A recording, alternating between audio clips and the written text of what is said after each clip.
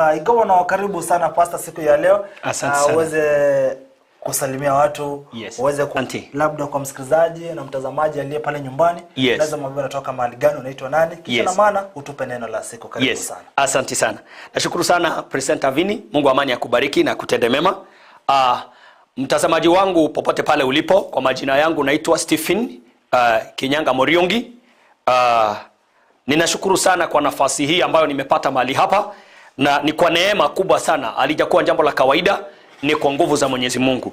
Ninatamani sana nikalilete neno la Mungu kutoka hapa katika hizi studios za Ndizi TV, na ninaamini ya kwamba litakubariki na utaguzwa, na ninaamini ya kwamba maisha yako hayatabaki kuwa ya kawaida. Ninahubiri na kanisa la Jesus Una Ministry, lakini hilo tutakuja kuliongea baadaye. Ninaomba nikalilete neno la Mungu kwa dakika zile chache ambazo nimepewa, na ninaamini ya kwamba litakuwa la kukubariki sana katika jina la Yesu Kristo. Asubuhi ya leo ninataka nilete neno ya kwamba tusikae mahali pamoja, kwa maana tukikaa mahali pamoja mambo yetu hayatakaa vizuri. Na tutalitoa neno la Mungu katika kitabu cha Wafalme wa Pili 6 na mstari wake wa 24, na hivyo tutaruka mpaka Wafalme wa Pili 7 kuanzia 1. Naomba nikalisome. Baadaye mfalme Ben-Hadadi wa Aramu akakusanya jeshi lake lote kutoka na kuzingira jeshi la Samaria. Matokeo yake ilikuwa njaa kali, na katika mji wa Samaria kichwa cha punda kiligharimu vipande 80 vya fedha, na gramu 100 za mavi ya njiwa ziligharimu vipande 5 vya fedha. Praise be to the living God. Biblia inasema ya kwamba wakati ambapo Samaria ilivamiwa, kulitokea njaa kubwa sana. Kila mara kunapotokea uvamizi, njaa ndio ufuatilia. Biblia inasema ya kwamba wakati ambapo Samaria ilivamiwa, njaa ilitokea mpaka watu wakaanza kula punda, na ikafika kiwango si nyama nzuri ya punda, lakini kichwa cha punda kikaanza kugharimu pesa za leo ni 8,000, na takataka ya njiwa nayo ikawa inatoka shilingi 50 kwa gramu 100. Praise be to the living God. Na Biblia inasema ya kwamba kwa sababu ya dhambi ya Samaria, mpaka magonjwa yakaingia katika mji wa Samaria. Samaria ikapigwa vita kwa sababu imezingirwa na jeshi la Waharamu. Leo hii nimekuja kutembelea mtu katika studio hizi na kumwambia kwamba wao mwenye umezingirwa, kumetokea njaa za kila aina, mateso ya kila aina, uchungu wa kila aina, lakini nina ujumbe kwako ya kwamba leo lazima haya mambo yafike mwisho katika jina la Yesu Kristo. Haijalishi yale ambayo umeyapitia, haijalishi uchungu ambao umepitia, kuna ujumbe juu ya maisha yako. Haijalishi umefika kiwango vile vitu watu wanasema havikuliki, vile vitu watu wanasema ya kwamba si chakula tena, ndivyo imefika kiwango ya kwamba maisha yako ndio umerudi kuyatafuta na kukula chakula cha aina ile. Umeanza kutembea na watu ambao haikufaa utembea na wao. Umeanza kujikuta katika vikundi ambavyo haukufaa ujikute katika zile vikundi. Leo nimeleta ujumbe kwako ya kwamba imefika mwisho, lazima mwanzo mpya utapatikana. Biblia inasema ya kwamba wakati ambapo Samaria ilizungukwa, sijui waliozunguka walizunguka wakiwa na njaa, because Biblia inasema ya kwamba the moment Samaria ilizungukwa, njaa iliingia. Kuna mtu amezungukwa mahali, umezungukwa na wachawi, umezungukwa na waganga, umezungukwa na washirikina, na the moment wamezunguka maisha yako, shinda imekuvamia, mateso yamekuvamia, laana imekuvamia. Lakini nimeleta ujumbe katika maisha yako ya kwamba chochote ambacho kimezunguka maisha yako lazima kitaondolewa katika jina la Yesu Kristo. Si tu kwa sababu nimekuja, ni kwa sababu kuna neno la Jehova ya kwamba chochote ambacho kimezunguka maisha yako lazima kitaachilia katika jina la Yesu Kristo. Biblia inasema ya kwamba siku moja mfalme wa Israeli alipokuwa anatembea juu ya ukuta wa mji, alisikia mwanamke mmoja akimuita, nisaidie bwana wangu mfalme.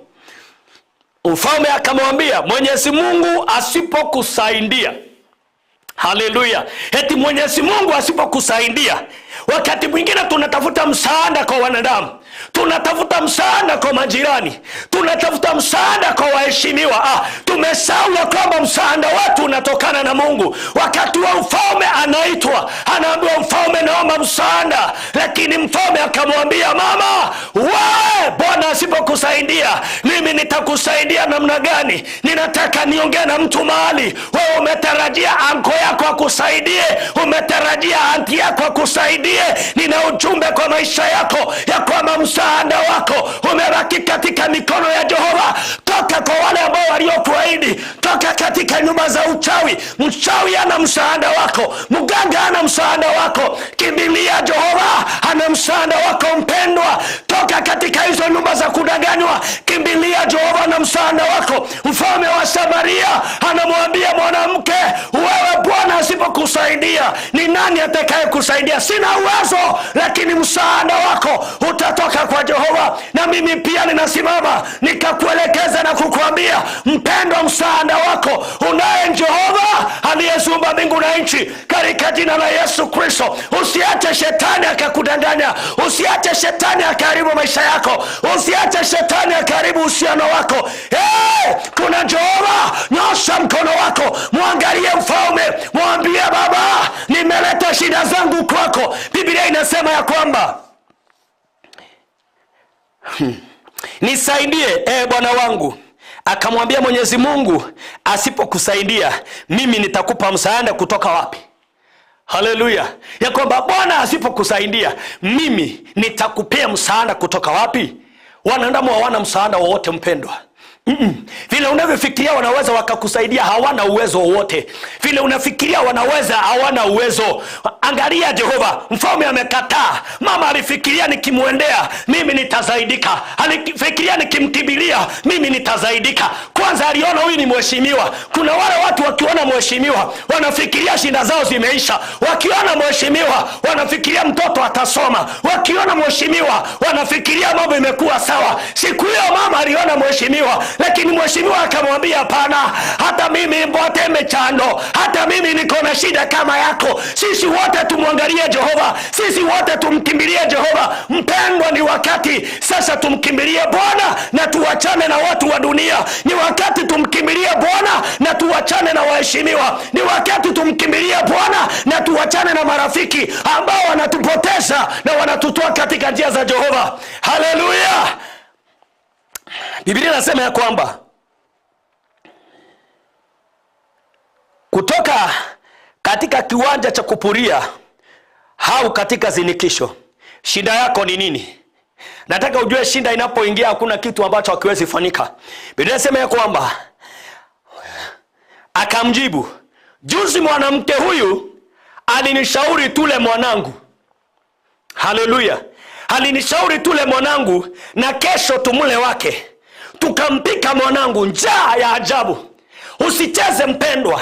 Wewe ndio unafikiria uko na shida, lakini huyo mama alikuwa na njaa kiwango, alichukua mtoto wake akapika. Ninatabiria maisha ya mtu leo, usiwahi fika kiwango cha kupatwa na njaa ya kusahau watoto wako. Mama mzee, usiwahi fika kiwango ukapatwa na njaa ya kumsahau mtoto wako. Ninatangaza katika jina la Yesu, kila njaa iliyosababisha mama akaondolewa huruma ikaisha. Mama akashika mtoto, akanyenyoa mwana, wakapika mtoto, lakini yule mama akamgeuka. Leo hii ninatangazia maisha ya mtu ya kwamba kila aina ya njaa yenye ingeingia katika maisha yako na ikaharibu uhusiano wako na Mungu, hiyo njaa ifike mwisho leo katika jina la Yesu Kristo. Ninainuka kinyume na kila roho ya uchawi yenye uchinja watu na kula, yenye inainuka kinyume na familia za watu na kumaliza. Walipozungukwa, sijui walizungukwa na roho ya aina gani yenye ilisababisha mama Biblia inasema ya kwamba mama hawezi akazaa mtoto. Mama hawezi akazaa mtoto. Mama aliyesikia uchungu wa mtoto, lakini walipozungukwa mama alizaa uchungu wa mtoto na akachukua mtoto akapika. Lakini niko na habari njema leo, tukiruka pale 7 kuanzia mstari wa 3. Biblia inasema ya kwamba 7 mstari wa 3, kulikuwa na watu 4 wenye ukoma katika ile kambi. kule Samaria. Jambo la kwanza, wamezungukwa, njaa ikaingia. Wamezungukwa, kumeingia ukoma. Ndio maana ukiangalia familia nyingi, sio umaskini peke yake, sio njaa peke yake, hata magonjwa. Unakuta ya kwamba umaskini ulitangulia, wakazungukwa na roho ya magonjwa, mpaka wazimu inaingia.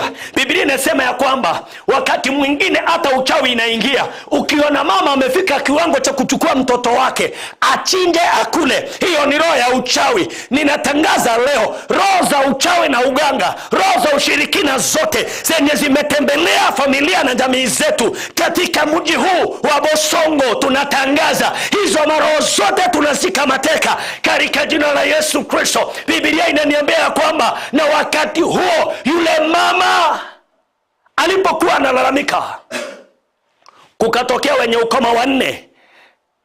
Na Biblia inasema ya kwamba kwa sababu Samaria haingekubali wenye ukoma, ikawaweka nje. Ninaona watu wametengwa na jamii.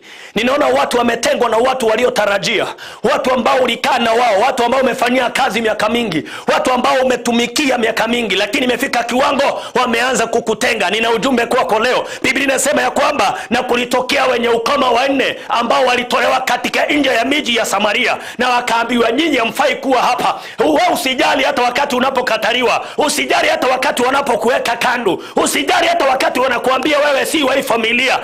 Sikiza, kuna ujumbe wako hapa. Biblia inasema ya kwamba kulikuwa na watu 4 wenye ukoma waliokuwa nje ya milango ya Samaria, ambao walisemezana wao kwa wao, mbona tunakaa hapa tukifa njaa? Hakuna maana ya kuingia mjini kwa sababu bado tutakufa. Kwa hiyo hebu twende kwenye kambi ya Waharamu. Haleluya. Kile kimezunguka Israeli ama Samaria ni Waharamu. Kile kimezunguka Samaria ni hawa Waharamu. Na kuna watu 4 wenye ukoma wameamua leo sio wakati wa kukufa hapa. Ninaongea na mama, ninaongea na mzee, naongea na kijana pale, naongea na yule msichana pale, naongea na yule mwanaume pale, ya kwamba usikae hapo uangamie bure. Ninaomba uchukue hatua. Haijalishi walikuambia ya kwamba siku tutakuona umekanyanga mlango wa kanisa ndio siku tutamalizana na wewe. Ni wakati sasa uchukue hatua. Hawa wenye ukoma, ninataka nikuelezee jinsi ya kuwa mwenye ukoma ni nini. Hawa wenye ukoma vindole haviko, masikio imekatika, wengine pua zimeanguka, walikuwa wamepungukiwa na viungo vya mwili. Kwa hivyo si umaskini tu wa mfuko, hata umaskini wa viungo vya mwili ulikuwa. Lakini wakasema ya kwamba ni wakati tuchukue hatua. Mahali ambapo tumeambiwa it is a no-go zone, ni mahali ambapo sasa tunaondoka na kuelekea. Ninatangazia mtu mahali, kusanya roho ya ujasiri. Mahali ambapo walikuambia hauwezi ukainuka ukafika, anza kuinuka sasa. Biblia inasema ya kwamba wakaamua na wakachukua hatua. Wakasema tukikaa hapa tunaenda kuangamia, na hata tusipokaa hapa bado njaa itatua. Tukirudi Samaria bado kuna njaa. Ninatabiria maisha ya mtu, usikubali kukaa hapo na usikubali kurudi nyuma. Chukua hatua ya kwenda mbele.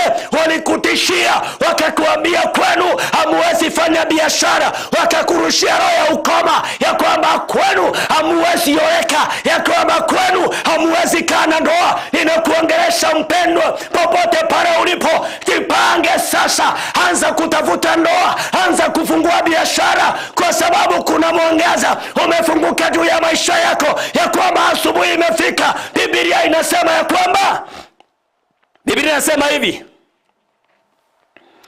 mbona tunakaa hapa tukifa njaa?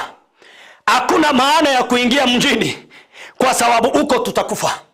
Hata urudi, hata ukatae, hata ukubaliane na nyanya, hata ukubaliane na hanko yako, bado utakufa tu. Biblia inasema ya kwamba mbona turudi mjini, na kwa mjini kuna njaa. Watu wanachinjwa, hata watu wenye afya nzuri. Sisi ni nini? Tutachinjwa. Wakasema hapana, haturudi huko. Wakasema hivi, kwa hiyo hebu twende kwenye kambi ya Waharamu. Inawezekana watatuua au wasituue, Hivyo giza lilipoanza kuingia, leo hii ninaongea na wewe masaa ya asubuhi, wakati bado kuna giza. Ufanye maamuzi yako asubuhi hii, saa hii, ufanye maamuzi yako sasa, ya kwamba haumuachi shetani atoroke na baraka zako. Leo ni tarehe 1. Leo ni tarehe 1 mwezi wa 5. Nataka tuanze na wewe. Ikiwa tarehe ya kwanza, chukua hatua. Chukua hatua. Wewe wachana na vile walivyosema. Wachana na vile shosho yako alisema. Wachana na vile nyanya yako alisema. Wachana na vile anko yako alisema. Wacha vile anti yako alisema. Chukua hatua ya imani ya kwamba kila ninataka ni baraka zangu. Biblia inasema ya kwamba wakachukua hatua, wakasema tunasonga, wapende wasipende, wakubali wasikubali, tunasonga mbele, wakubali wasikubali. Sikia hapa. Inasema ya kwamba hivyo giza lilipoanza kuingia, wakaenda katika kambi ya Waaramu. Lakini walipofika huko, hapakuwa na mtu, maana Mwenyezi Mungu alifanya jeshi la Waaramu wasikie sauti kama jeshi kubwa lililokuwa na magari na farasi. Waaramu wakadhani ya kuwa mfalme wa Israeli amekondisha majeshi ya Waiti na wa Misri kuja kuwashambulia. Basi katika usiku huo Waaramu walikuwa wamekimbia wote ili kuyaokoa maisha yao na kuiacha mahema yao, farasi, punda na hata kambi yao jinsi ilivyokuwa. Praise be to the living God. Biblia inasema ya kwamba wakati wale walipoamua ya kwamba ni wakati wa kujiachilia, ni wakati wa kumwamini Mungu, ni wakati wa kumtumainia Jehova, wakachukua hatua. Biblia inasema ya kwamba Mungu akiwa mbinguni alikuwa anaangalia, alikuwa anangojea, alikuwa anauliza ni saa ngapi hawa watu wataamua. Hata wewe ndio umejipotezea muda. Mungu ako mbinguni anaangalia maisha yako, anashindwa ni siku gani utaanza hatua ya imani. Biblia inasema ya kwamba wakati walianza hatua, wakakanyanga hatua, wakaanza kusonga mbele. Biblia yangu inaniambia ya kwamba Mungu alichukua nguvu zake akaingia katika miguu yao. Wakati ambapo unafikiria wewe ni maskini, your appearance itaonekana ya tajiri, usiogope tena, maana Jehova kwa upande wako. Biblia yangu inaniambia ya kwamba wakati walikanyanga hatua ya kwanza, haijalishi miguu inaukoma, lakini walipokanyanga, Bwana aliachilia mgurumo wa majeshi ya Misri na Wahiti. Biblia inasema ya kwamba lile jeshi ambalo lilikuwa limewazuia likaanza kutoroka, likaanza kutawanyika. Ninatangaza asubuhi ya leo ya kwamba kila jeshi la maandui, kila jeshi la uchawi, kila jeshi la waganga litatawanyika katika jina la Yesu. Mpendwa, ni mimi na wewe tukachukua hatua ya imani. Tuchukue hatua ya imani, kanyaga hatua ya imani, tusonge mbele, tusonge mbele, tusonge mbele, tukatawanye, tukaharibu kambi ya maandui zetu katika jina la Yesu. Usikubali kuangamia, usikubali kuisha. Biblia inasema walipofika katika ile kambi, walikuta wale watu wamekaa, wakaondoka, wakaacha farasi, wakaacha mali zao, wakaacha unga yao. Wewe ndio umekubali kukufa na njaa. Chukua hatua, soga mbele mpendwa, baraka zako zinakungojea katika jina la Yesu Kristo. Haleluya. Biblia inasema ya kwamba wakati ambapo walichukua hatua ya kusonga mbele, Biblia inasema ya kwamba na Mungu akaanza kuandaa. Ile njaa ilikuwa Samaria ikaanza kuondoka, ikaanza kusikia harufu ya shibe. Ninakutangazia mpendwa, hiyo shinda unapitia, hayo maumivu unapitia, chukua hatua sasa, chukua hatua sasa, chukua hatua sasa. Wengine wananiuliza, mchungaji, nitachukua hatua ya kuelekea wapi? Chukua hatua uelekee katika madhabahu ya Jehova. Chukua hatua uelekee katika madhabahu ya Mungu. Chukua hatua, kimbia kanisani. Chukua hatua, fika katika madhabahu ya Mungu. Mwambie, Baba, nimekuja na ninatamani sana maisha yangu kubadilika. Sitakuacha tu bure. Wewe uliye mahali pale na unatamani kumpokea Yesu, ninaomba nisiondoke hapa nikakuacha mji wa Samaria ndani. Ninataka nikutoa Samaria na nikupeleke mahali baraka zako ziko katika jina la Yesu Kristo. Pasipo na muda mwingi, naomba urudie haya maneno nyuma yangu. Sema, Bwana Yesu, nimekuja mbele zako, uniokoe dhambi zangu na makosa, ukaliandike jina langu katika kitabu cha uzima. Kutoka leo nimeamua sikai Samaria ya mateso. Nimeamua nitaelekea kambi yenye imeteka baraka zangu. Katika jina la Yesu nimeokoka na nimeamini. Amen. Mungu amani akubariki na kutende mema. Amen and amen. Asante sana pastor, asante sana, shukuru sana. Amen. Kwa muda wako. Mochumu ligelivo na unima tena gwase mambia yabono no morandia Pastor Steve Moriongi kwa ase kanisa ya nikanisa unasema ni Jesus Winner Ministry. Kutoka hapa county ya Kisii. Kutoka hapa county ya Kisii. Ukipanda kama unaelekea pande ya Kilgoris, hapo next Gekomwe ZDA. Tuko hapo mbele. Ama ukifika Mwembe. Hapo mbele kidogo. Karibu na Gekomwe ZDA. Kisonga mbele kidogo 100 meters. Tuko hapo. Hapo ndio tunatorosha wa Samaria. Jesus Winner. Amen. Jesus Winner Ministry mwanchumo ligeribo na Jesus Winner Ministry kwa county ya Kisii. Kutoka katika sehemu chirichia Mwembe. Kirwa ikiri Mwembe angene kanisa ya Gekomwe ZDA. Na kanisa yuko toka Jesus Winner na umrandia Pastor Steve Mringe ako orandia. Morning Ndizi TV ni Daniel Maina watching live and clear from Nyamira. Powerful someone indeed. Najua hii si mwisho wangu. I know God will intervene. Asante sana Maina kutoka kaunti ya Nyamira. Mary Ruben utasema kutoka maeneo gani? Kuna jumbe nyingine hapa zinaendelea kuingia. Praise God, leo ni siku njema Bwana ametupa. Listening to the prophetic dad with my family. May God bless him. Asante sana.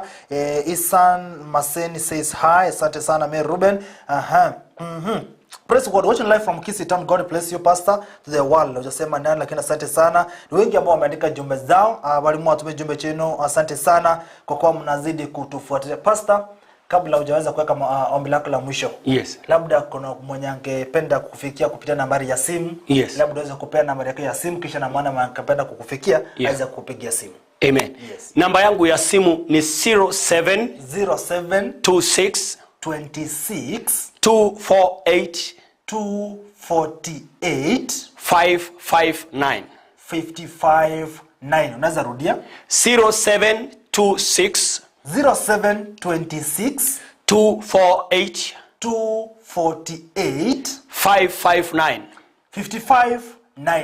Namba yake pastor iko bana bokunyara ko sangamo nere elibo no munyara ko na mange sensemo ya masaba nsemo yokora na bogana nsemo yenjiri asubuga no mugo sangamo nere unyare kumwikira na gukwanera ngo taita masaba onyo go taita kende na mugo kwanera nyare gukora asenchera ya kemoika. Pastor, yes, naomba utupeleke kwa maombi. Tutashukuru sana. Amen. Naomba uinue mikono yako popote pale ulipo tuweze kuleta ili ombi la ukombozi katika maisha yako. Baba, katika jina la Yesu Kristo, ninakushukuru Bwana na kulihimidi jina lako mfalme wa falme. Mtakatifu wa watakatifu peke yako, Baba unabaki kuitwa Mungu na haubadiliki. Jehova Shama, ninalituma neno la ukombozi katika hii jamii. Baba, kwa mtazamaji wangu popote pale alipo, Baba ninatuma neno la ukombozi, neno la kuinua, neno la kubariki na kukomboa katika jina la Yesu. Baba ni asante kwa sababu umeshuka pale. Baba ni asante kwa sababu unawainua malaika wa Jehova walioingia katika miguu ya wenye ukoma wakashuke katika hiyo jamii. Baba ninaombea yule mgonjwa ambaye ako pale kwa kitanda cha hospitali. Ninaombea yule mfungwa ambaye amefungwa mahali pale. Baba ninaombea ile jamii yenye imefarakana kwa njia moja ama nyingine. Baba ninaomba wote ukawalete pamoja. Leta neema, leta ukombozi, leta kubarikiwa, leta kuinuliwa katika jina la Yesu Kristo. Baba ijulikane unaitwa Mungu, ijulikane Baba haubadiliki, ijulikane peke yako ni Mungu katika jina la Yesu Kristo. Baba ni asante maana peke yako ni Mungu. Tunapotoka mahali hapa ninatabiria maisha ya watu hawa ya kwamba yatabaki kuwa ya kawaida. Baba kama nimepata kibali mbele zako, achilia neema juu yao na ukabadilisha maisha yao katika jina la Yesu Kristo. Mungu wa amani, wacha neno hili na maneno haya yakaponye miili pamoja na maisha katika jina la Yesu tunaomba na hata kuamini. Amen and amen. Asante sana. Kwa mwanchumu ligeribo na ogenda kutubuatia tutakuwa na semende jiduka tuingie madukani ili tumaike nsanga mainge ekero wana yaragira nsemo ya bono mabi mwanchumu gereto basekweba tuchiko tuwana semende ya top 7 at 7 baadaye kulenda semono tuingie madukani turinge kero rasenchera erenkerano ekero tutasanga mana gwetere Ndizi TV wansubo mugo sasa ya Facebook Ndizi TV News na bega semende ya YouTube na wakati na Ndizi TV News. Asante sana.